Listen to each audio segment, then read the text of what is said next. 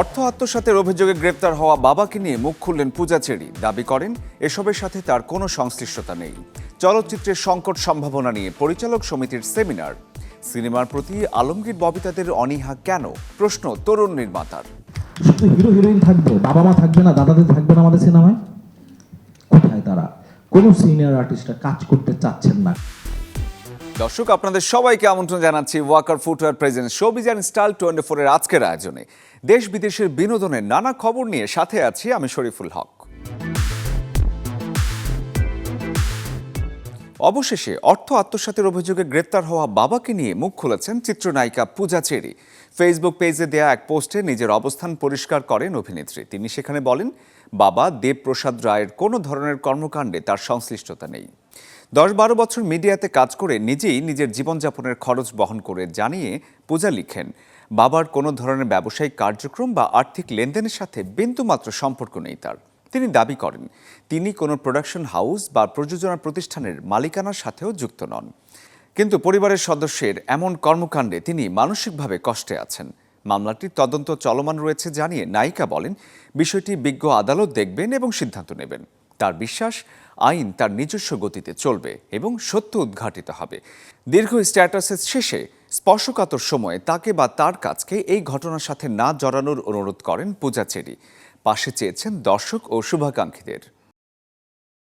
আমাদের চলচ্চিত্র, আমাদের প্রেক্ষাপট এমন শিরোনামে সেমিনার করেছে বাংলাদেশ চলচ্চিত্র পরিচালক সমিতি, যেখানে চলচ্চিত্রের সংকট আর সম্ভাবনা নিয়ে আলোচনায় অংশ নেন প্রযোজক, পরিচালক সহ সিনেমা সংশ্লিষ্টরা। বক্তাদের কথায় শিল্পী থেকে হল সংকটের পাশাপাশি উঠে আসে টিকিট বিক্রিতে অস্বচ্ছতার কথাও। চলচ্চিত্রের সংকট আর সম্ভাবনা নিয়ে এই সেমিনার, যার আয়োজক বাংলাদেশ চলচ্চিত্র পরিচালক সমিতি। আমাদের চলচ্চিত্র, আমাদের প্রেক্ষাপট এমন শিরোনামের এই আয়োজনে যেমন উঠে আসে শিল্পী সংকট, তেমনি আসে হল সংকটের কথাও। অগ্রজয়ী নির্মাতা তাই চাইলেন সরকারের সহযোগিতা, যদিও সবকিছু সরকারের উপর ছেড়ে দেওয়ার পক্ষে নন নির্মাতা ছোটকু আহমেদ। আজকের সেমিনারে আমি বলেছি, সিনেপ্লেক্স প্রয়োজন। দেশে 15 থেকে 20 হাজার কোটি টাকা যদি একটা বাজেট থেকে, একটা বছরের বাজেট থেকে খরচ করা হয়, তাহলে অন্তত 30টা সিনেপ্লেক্স তৈরি হবে এবং যেগুলো ভাড়া দিয়ে সিনেমা হল সরকার টাকা তুলে নিতে পারবে। সরকার আমাদের কি দেবে? আগে আমাদের সোনালী যুগ যখন ছিল তখন সরকার কিছু দিয়েছিল? আমাদের কিছু দেয়নি। এই যে প্রিয়তমা বানিয়েছে, সরকার কিছু দিয়েছে? দেয়নি। আমাদের এগিয়ে যেতে হবে আগে, তারপর সরকার। আয়োজনে নিজের অভিজ্ঞতা শেয়ার করেন তরুণ এই নির্মাতা। প্রশ্ন রাখেন, আলমগীর ববিতাদের মতো সিনিয়র শিল্পীদের কেন অভিনয় অনীহা? আমার সর্বশেষ সিনেমার জন্য আমি আলমগীর ভাইয়ের ফোন করলাম, উনি বললেন যে হিমেল আমার শরীর ভালো না। আফজাল ভাইয়ের ফোন করলাম, একটা ইন্ডাস্ট্রি, আমাদের ইন্ডাস্ট্রি কমল হাসান কই, রজনীকান্ত কই, অমিতাভ বচ্চন কোথায়, শাবানা ম্যাডাম ছেড়ে দিয়েছেন, ববিতা আপা কাজ করতেছেন না। শুধু হিরো হিরোইন থাকবে, বাবা মা থাকবে না, দাদাদের থাকবে না আমাদের সিনেমায়? কোথায় তারা? কোনো সিনিয়র আর্টিস্টরা কাজ করতে চাচ্ছেন না। কেন চাচ্ছেন না আমি জানি না। কারো হয়তো ব্যক্তিগত, কেউ হয়তো ভাবছেন কিভাবে কাজ করে, কেউ হয়তো কাজ করে যে আশা নিয়ে কাজ করতেছিলেন সেই আশাটা পাচ্ছেন না। সো সিনিয়র শিল্পীদের, কারণ একটা শাকিব খানের বাবা যদি আলমগীর হয়, একটা শাকিব খানের মা যদি ববিতা হয়, এটার যে ভ্যালু, এটার যে অ্যাডেড, এটা দরকার আমাদের স্ক্রিনে। এবং ওনাদের যে অভিজ্ঞতা, ওনাদের যে কি বলবো, ওনাদের স্টারডমটা তো আমরা ব্যবহার করতে পারছি না। সেমিনারে তরুণ প্রযোজকদের কষ্টের কথা তুলে ধরেন খোরশেদ আলম খসরু। অন্যদিকে নারী প্রযোজক সমী বলেন, বাড়াতে হবে সিনেপ্লেক্স, টিকিট বিক্রিতে আনতে হবে স্বচ্ছতা। একটা ইউনিট যদি 16 দিন শুটিংয়ের যে শ্রীলঙ্কার মতো জায়গায় বসে থাকে, শুটিং হয় না, একজন প্রযোজকের কি করার আছে? ইন্ডিয়াতে যে একজন প্রযোজক যদি ডাবিং এর জন্য যে তার ম্যাক্সিমাম পেমেন্ট এবং তার কন্ট্রাক্টের পেমেন্ট দিয়ে দেওয়া হয়েছে, তারপরে এক্সট্রা পেমেন্টের জন্য ডাবিং শেষ করেনি, সেই রকমও 4-5 দিন ওয়েট করিয়েছি, টাকা পেয়েছে, তারপরে ডাবিং করেছে আমাদের কাছে। আমরা ভিতরের খবরগুলো নিয়েছি, সেটা কিন্তু আমরা কেউ দেখতে যাইনি। আমি যা বলবো একটা প্র্যাকটিক্যাল কথা, অনেক কথা আপনারা সেটা বলেছেন, গবেষণার কথা বলেছেন, পুঁথিগত বিদ্যার কথা বলেছেন, কিন্তু আমার কাছে যা কথা সব হচ্ছে প্র্যাকটিক্যাল। কেউ কিন্তু আমরা তাকে দেখি। তো এই জায়গাটা এখানে প্রশ্ন আসছে, এখানে কথা আসছে প্রযোজক সমিতি নিয়ে। হ্যাঁ, এই প্রযোজক সমিতিটা এই সময়ে খুবই দরকার ছিল, খুবই দরকার ছিল। একজন প্রযোজকের পাশে শুধু প্রযোজক সমিতিই দাঁড়াতে পারে, আর কেউ আসলে নিজের হচ্ছে যে ব্যথা অন্য কেউ বুঝবে না। প্রযোজক সমিতি প্রযোজকের ব্যথা বুঝতো। মনুষ্যত্বটা ঠিক হওয়াটা খুব জরুরি এই পর্যায়ে এসে, কারণ এই টিকেটিংটা হওয়ার পরও দেখা যাবে যে টিকিট আগে বের করে ফেলেছে, তারপর এটা ব্ল্যাকে বিক্রি হচ্ছে। নিয়মিত এমন সেমিনারের মাধ্যমে বের হবে সংকটের সমাধান, ঘুরে দাঁড়াবে বাংলা চলচ্চিত্র। আয়োজনে আসা অতিথিদের বক্তব্যে উঠে আসে এমনটাই। নাদিম হাসান, চ্যানেল 24, ঢাকা। নটরডেম কলেজে হয়ে গেল 10ম জাতীয় সাংস্কৃতিক উৎসব। নটরডেম কালচারাল ক্লাব আয়োজিত 3 দিনের এই আয়োজনে ছিল 26টি ভিন্নধর্মী পর্ব, যেখানে কলেজের সাবেক ও বর্তমানদের সাথে আনন্দে মাতেন রাজধানীর বিভিন্ন কলেজের শিক্ষার্থীরাও।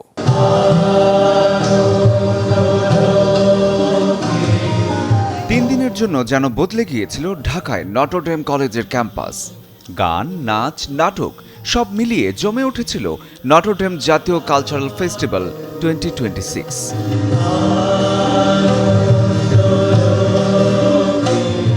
নটরডেম কালচারাল ক্লাব আয়োজিত 10ম জাতীয় সাংস্কৃতিক উৎসব শেষ হয় পুরস্কার বিতরণের মধ্য দিয়ে। এই 3 দিনে ছিল 26টি ভিন্নধর্মী আয়োজন, গান, নাটক, পাপেট শো। প্রতিটি ইভেন্টেই ছিল শিক্ষার্থীদের প্রাণবন্ত অংশগ্রহণ। দলগত রবীন্দ্রসঙ্গীতে সবাই গলা মিলিয়েছেন একসাথে, যেখানে শিক্ষার্থীদের অভিজ্ঞতা, উৎসাহ, আনন্দ আর অংশগ্রহণের গল্প। স্টেজে আসার জন্য আমার একটা স্পৃহা ছিল, সো স্পৃহা থেকে আমি চেষ্টা করে যাই, এবং যখন জানতে পারি নটরডেমে এরকম একটা সুযোগ দেওয়া হচ্ছে, আমাদের টিচাররা আমাদের সুযোগ করে দিয়েছেন এবং মাননীয় স্যার আসছেন এই ভাগের বিচারক হিসেবে, আমি প্র্যাকটিস করলাম 1 সপ্তাহ just, then sir then champion. Thank you so much, thank you so much. Notre Dame cultural club যে জাতীয় সাংস্কৃতিক অনুষ্ঠান, এটা প্রতি বছরই হয়। এই বছর যেহেতু 10ম জাতীয় সাংস্কৃতিক উৎসব, তো আমরা চেয়েছি একটু ভিন্নতর মাত্রা যোগ করার জন্য। তো ওইটার ক্ষেত্রে তো আমরা বিভিন্ন আয়োজন করলাম, আমাদের মেলা ছিল, আমাদের বিটবক্স ব্রল ছিল। ইটস গ্রেট যে ওভারঅল অনেকগুলো ইভেন্টগুলোর মধ্যে this is one of the highlights, because এখানে কিন্তু কেউ ইনস্ট্রুমেন্টস ব্যবহার করে না, ওরা নিজেরাই যা করতেছে নিজেরাই ইনস্ট্রুমেন্ট, অ্যান্ড এটার জন্য অনেক শ্রম, অনেক ধরনের প্র্যাকটিস দরকার হয়। আই নো অনেকে এটা মক করতে পারে, it's all right, to each is own, যে যার মতন যেরকম পছন্দ করে, but it's an interesting art form as you can see. শিক্ষার্থীদের অনুপ্রাণিত করতে উপস্থিত হন চিরকুট ব্যান্ডের সুমি। ছোটবেলা থেকে এই যে আওয়াজগুলো শুনে শুনে বড় হয়েছে, এটাই আসলে বাংলাদেশ মনে হয় আমাদের কাছে, এবং এটা যত বেশি স্কুল কলেজগুলোতে হবে, আমাদের মনন মেধা তত বেশি আসলে প্রস্ফুটিত হবে। গর্বের সাথে রুল করছে লিটারেলি, এবং আমি শিওর যে তোমরাও করবা। এত কিছুতে মাথা ঘামাবে না, নিজের করো, নিজেকে করো, নিজের স্ট্রেংথটা জানো, সিদ্ধান্ত নাও তুমি আসলে কি হতে চাও, সেটার পিছনে সময় দাও, অনেক কিছুতে ছুটো না, একটা জিনিস ফোকাস করো সেটাতে। আমি বলছি না স্বার্থপর হও। পুরো আয়োজন জুড়ে ছিল নতুন প্রতিভা তুলে ধরার চেষ্টা, যেখানে শুধু বিজয় নয়, নিজের প্রতিভা দেখানোর সুযোগটাই ছিল বড় বিষয়। সাবেকরাও যুক্ত হয়েছিলেন এই আয়োজনে, যা এক ধরনের কমিউনিটি ফিল তৈরি করেছিল।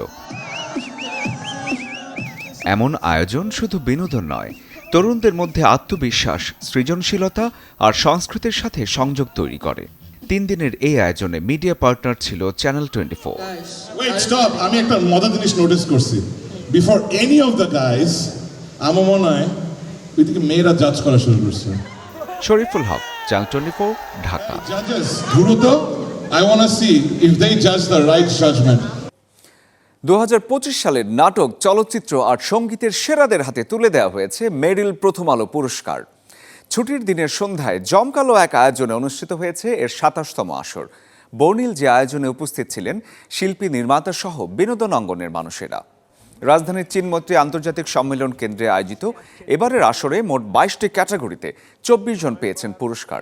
দর্শকের ভোট এবং জুরি বোর্ডের মূল্যায়নে নির্বাচিতদের হাতে সম্মাননা তুলে দেন তাদেরই সহকর্মীরা। আসরের অন্যতম আকর্ষণ ছিল আজীবন সম্মাননা প্রদান। এই বছর এই সম্মাননায় ভূষিত হন বরেণ্য অভিনেতা MA আলমগীর। এছাড়া নগর বাউল জেমসকে দেয়া হয় বিশেষ সম্মাননা। এ সময় মঞ্চে উপস্থিত ছিলেন স্কয়ার টয়লেটরিজ লিমিটেডের ব্যবস্থাপনা পরিচালক অঞ্জন চৌধুরী এবং প্রথম আলোর সম্পাদক মতিউর রহমান।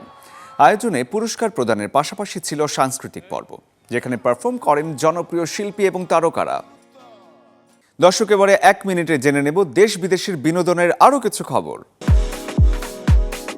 নুহাস হুমায়ুনের বহুল প্রতীক্ষিত সিনেমা মুভিং বাংলাদেশে আফজাল হোসেনের পর যুক্ত হলেন অভিনেতা চঞ্চল চৌধুরী। দুই শক্তিশালী অভিনেতাকে নিয়ে নুহাসের নতুন এই প্রজেক্ট ভক্তদের মধ্যে দারুণ কৌতূহল সৃষ্টি করেছে। বেতার টিভি ও চলচ্চিত্রের বিশিষ্ট অভিনেত্রী রীতা খালেদ আর নেই। 65 বছর বয়সী এই শিল্পী রবিবার সকালে শেষ নিঃশ্বাস ত্যাগ করেন। 2026 সালের বিধানসভা নির্বাচনকে সামনে রেখে প্রথমবারের মতো তৃণমূল কংগ্রেসের পক্ষে রাজনৈতিক মঞ্চে ভাষণ দিলেন অভিনেতা পরিচালক Parambrata Chattopadhyay. Action movie king এর শেষ মুহূর্তের শুটিংয়ের জন্য দক্ষিণ আফ্রিকা যাচ্ছেন শাহরুখ খান ও সুহানা খান। 26 এপ্রিল থেকে শুরু হওয়া এই লটে টানা 1 সপ্তাহ চলবে সিনেমার লোমহর্ষক ক্লাইম্যাক্স দৃশ্যের চিত্রায়ন। ব্যক্তিগত সফরের উদ্দেশ্যে মুম্বাইয়ে পা রাখলেন বিশ্বখ্যাত মার্কিন পপ তারকা রিহানা। বিমানবন্দরের স্টাইলিশ লুকে ক্যামেরাবন্দী হলেও তার এই সফরের আসল উদ্দেশ্য এখনও গোপন রাখা হয়েছে। প্রায় 33 বছর পর আবারও বলিউডের পর্দায় ফিরছে জনপ্রিয় চরিত্র বল্লু। খলনায়ক রিটার্নস নামে যে সিকুয়েল নিয়ে হাজির হচ্ছেন সঞ্জয় দত্ত। 1993 সালে সুভাষ ঘাই পরিচালিত খলনায়ক ছবিতে বল্লু চরিত্রে অভিনয়ের মাধ্যমে ব্যাপক জনপ্রিয়তা পান সঞ্জয় দত্ত। সেই ধারাবাহিকতাতেই এবার আসছে খলনায়ক রিটার্নস। সম্প্রতি প্রকাশ পেয়েছে ছবিটির ফার্স্ট লুক, যেখানে দেখা গেছে আবারও পালিয়ে বেড়ানো এক অপরাধীর গল্প সামনে আনবে এই সিকুয়েল। শুধু তাই নয়, মুম্বাইয়ে এক গণমাধ্যমে দেয়া সাক্ষাৎকারে সঞ্জয় দত্ত জানান, জেলে থাকার সময় থেকেই এই সিকুয়েলের ভাবনা মাথায় আসে তার। এমনকি সহবন্দীদের কাছ থেকেও গল্পের আইডিয়া নিয়েছিলেন তিনি, যা পরে সুভাষ ঘাইয়ের সাথে আলোচনা করে চূড়ান্ত করেন। প্রথমবারের মতো কমেডি ড্রামা ঘরানার সিনেমায় নিতু কাপুর ও কপিল শর্মাকে দেখা যাবে একসাথে। আশিসা রহমান পরিচালিত যে ছবির নাম ড্যাডি কি শাদি, এটি প্রেক্ষাগৃহে মুক্তি পাবে 8 মে। বিয়ের আনন্দ মানে রঙিন উৎসব, হাসি আর হইচই, কিন্তু যদি সেই বিয়ের নায়িকা হন পরিবারের দাদি, ঠিক এমনই চমক আর হাসির ঝড় নিয়ে হাজির হচ্ছে দাদি কি শাদি সিনেমা। ভেটেরান অভিনেত্রী নিতু কাপুর এবং জনপ্রিয় কমেডিয়ান কপিল শর্মাকে নিয়ে তৈরি এই কমেডি ড্রামা ছবির ট্রেইলার ভরপুর পারিবারিক বিশৃঙ্খলা, হাস্যরস আর চমকে ভরা। গল্পের কেন্দ্রে এক প্রাণবন্ত দাদি, যিনি হঠাৎই বিয়ের সিদ্ধান্ত নিয়ে ফেলেন, আর তাতে পরিবারের সদস্যদের জীবনে নেমে আসে তোলপাড়। দাদির পছন্দের পাত্র ক্যাপ্টেন আদি বিষ্ণু রেড্ডি, এক অবসরপ্রাপ্ত সেনা কর্মকর্তা, কিন্তু তার উপস্থিতিতেই সন্দেহের দানা বাঁধে পরিবারে। কে তিনি, কেনই বা এত রহস্যময়? এই প্রশ্নের ভিড়েই তৈরি হয় একের পর এক হাস্যরস, আবার কখনো টানটান পরিস্থিতি। এই ছবির মাধ্যমে অভিনয় আত্মপ্রকাশ করেছেন ঋদ্ধিমা কাপুর, যা ছবিটিকে আরো বিশেষ করে তুলেছে। পরিবার, সম্পর্ক আর প্রজন্মের টানাপোড়েন সবকিছুই মিশে গেছে এই গল্পে, যেখানে হাসির আড়ালেও আছে আবেগের ছোঁয়া। আসছে 8 মে প্রেক্ষাগৃহে মুক্তি পাবে আশিস রায় রহমান পরিচালনায় সিনেমা দাদি কি শাদি। এক দাদির বিয়েকে ঘিরে এমন উন্মাদনা শেষ পর্যন্ত হাসির উৎসবে পরিণত হবে, নাকি খুলে যাবে নতুন কোনো রহস্যের দরজা, এখন সেটাই দেখার পালা। Desk report, channel 24। দীর্ঘ অপেক্ষার অবসান ঘটিয়ে পর্দায় ফিরছে জনপ্রিয় স্পাই সিরিজ সিটাডেল। টানটান উত্তেজনায় ভরপুর সিরিজটির দ্বিতীয় কিস্তির ট্রেলার বলছে অ্যাকশনের পাশাপাশি এবারের গল্পে আছে সাসপেন্স। প্রিয়াঙ্কা চোপড়া ও রিচার্ড ম্যাডেন অভিনীত সিরিজটি অ্যামাজন প্রাইমে মুক্তি পাবে 6 মে।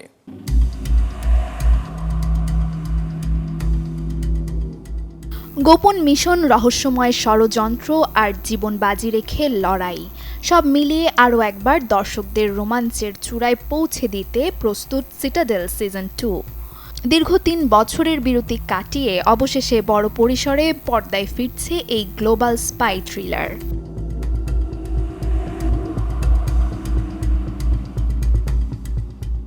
সম্প্রতি মুক্তি পাওয়া ট্রেইলারটিতে দেখা গেছে মেসন কেন হিসেবে রিচার্ড ম্যাডেন এবং নাদিয়া সিন চরিত্রে প্রিয়াঙ্কা চোপড়া আবারও এক মরণজয়ী মিশনে মাঠে নামছেন।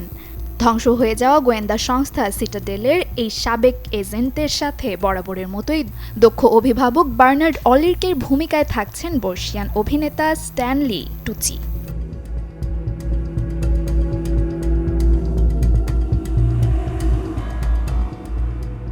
এবারের সিজনের গল্পের ব্যাপ্তি যেমন বেড়েছে তেমনি বেড়েছে বিপদের মাত্রা।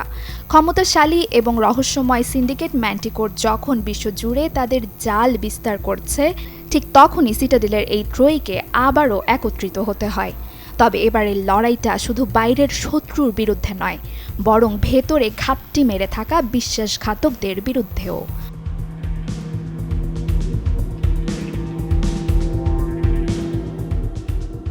সব জল্পনা কল্পনার অবসান ঘটিয়ে আগামী 6 মে অ্যামাজন প্রাইম ভিডিওতে মুক্তি পাচ্ছে সিটাডেলের দ্বিতীয় সিজন। এই সিজনে 7টি পর্বেই দেখা যাবে দুর্দান্ত সব চমক। পুরনো তারকাদের পাশাপাশি এবারের কাস্টে যুক্ত হয়েছেন ম্যাট বেরি এবং লিনা এল আরাবির মতো প্রতিভাবান অভিনেতারা।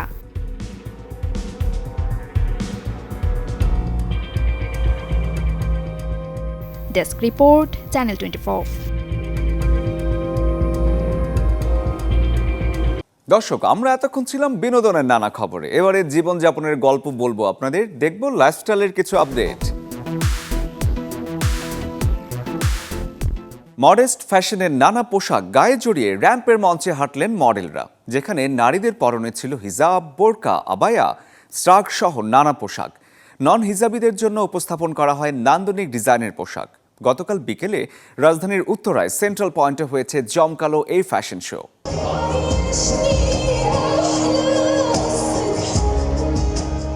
কেউ পরেছেন নান্দনিক ডিজাইনের আবায়া, হিজাব, কারো পরনে স্টোন আর হাতের কারুকাজের পোশাক।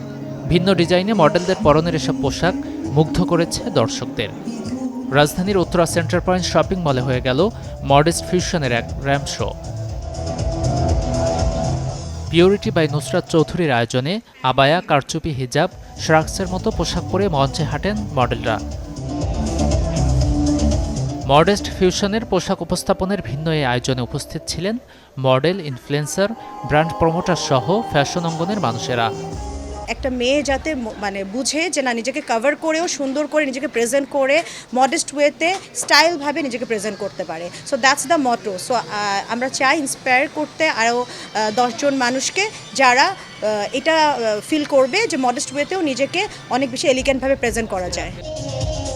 আধুনিক ধারা, স্টাইলিশ আর আরামদায়ক কাপড়ের সংমিশ্রণে শালীন পোশাক। 1 দশকের বেশি সময় ধরে নুসরাত চৌধুরী উপস্থাপন করছেন ভিন্ন সব ডিজাইন। ভিন্ন ধারার এই ফ্যাশন শো এর আয়োজনে অংশ নিয়ে খুশি মডেল আর ব্র্যান্ড প্রমোটাররা। আমরা অনেক মডেস্ট অ্যাটায়ার র্যাম্প ওয়াক দেখি, কিন্তু আমাদের যে ব্যাপারটা হয়েছে যে আমরা 2020-21 থেকে আস্তে আস্তে নন হিজাবে কিছু কালেকশনস, মডেস্টিটাকে ধরে রেখে, ফ্যাশনটাকে ধরে রেখে আসলে কিন্তু আমরা চেষ্টা করেছি যেন আপনাদের কাছে সুন্দর সুন্দর কালেকশনস নিয়ে দিতে পারি। এরকম একটা show I guess it's maybe first time in Bangladesh and we are very proud for it.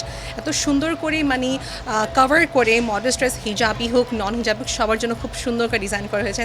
এই শোটার জন্য আমরা অনেক দিন ধরে অপেক্ষা ছিলাম। গাজী আনিস, চ্যানেল 24, ঢাকা। বৈচিত্র্যময় লোকজ শিল্পের সমাহারে বাংলাদেশ শিল্পকলা একাডেমিতে চলছে ধারণ শিরোনামের প্রদর্শনী, যেখানে নকশি কাঁথা, পটচিত্র, বাঁশ শিল্প, মাটির পুতুল আর রিক্সা চিত্রে ফুটে উঠেছে আবহমান বাংলার ঐতিহ্য।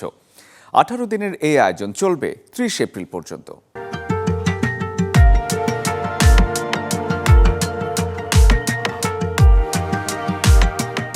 মায়ের দোয়া, আল্লাহর নামে চলিলাম, এক দফা এক দাবি।